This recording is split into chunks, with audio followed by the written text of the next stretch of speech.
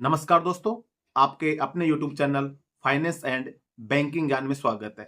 आज के वीडियो का टॉपिक है एसबीआई पर्सनल लोन को लेके। एसबीआई का जो एक्सप्रेस क्रेडिट पर्सनल लोन था, आपने ले रखा है, अगर नहीं लिया है तो भी आपको काम की जानकारी आपके लिए हो सकती है, क्योंकि जो लोन था पहले एसबीआई 6 साल के लिए देता था। उससे पहले आपने देखा होगा जो पर्सनल लोन था 5 साल के लिए मिलता था, उसके बाद 6 साल के लिए किया, अभी वर्तमान में 7 साल के लिए कर दिया है। अगर आप नया लोन लेते हैं तो इसका आपको क्या बेनिफिट मिलता है, इसके अलावा 7 साल के लिए लोन लेने से आपको क्या क्या फायदे होंगे, क्या क्या नुकसान हो सकता है।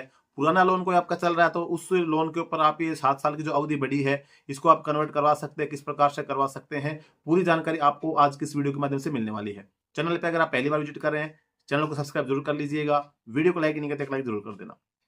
तो सबसे पहले हम बात करते हैं कि 7 साल के लिए अगर आपको नया लोन के लिए अप्लाई करते हैं, लंबी अवधि के लिए आप लोन लेते हैं, तो उसके फायदे और नुकसान के बारे में बात करते हैं। तो देखो, सबसे पहले हम बात करते हैं फायदा।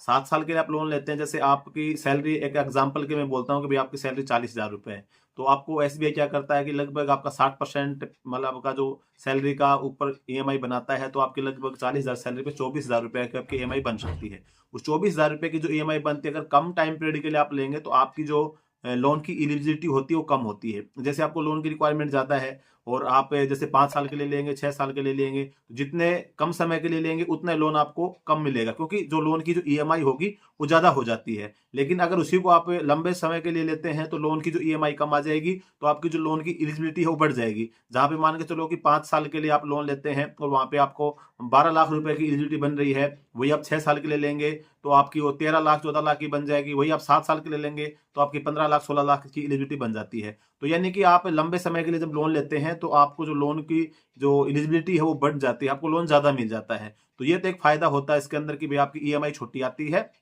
उस वजह से आपको लोन बढ़ जाता है। या फिर आपको ईएमआई भाई ज्यादा पेड करने में दिक्कत हो रही है, तो आप 5 साल के लिए भी लेना चाहते हैं, 6 साल के लिए लेना चाहते हैं, तो कम ईएमआई में फिर आपको जैसे बाकी खर्चे आपके निकल जाते हैं। तो एक तो ये तो फायदा हो जाता है। नुकसान में ये होता है कि जितनी लंबी अवधि के लिए आप लेंगे तो उतना इंटरेस्ट आपको ज्यादा पेड करना पड़ेगा। जैसे आप 5 साल के लिए लोन लेते हैं 10 लाख रुपए या 12 लाख रुपए, तो उसका जो इंटरेस्ट पेड आपको कम पेड करना पड़ेगा इंटरेस्ट। और अगर उसी को आप 7 साल के लिए लेंगे, जितने लंबे समय के लिए लेंगे, तो आपको जो इंटरेस्ट होगा वो ज्यादा पेड करना पड़ेगा।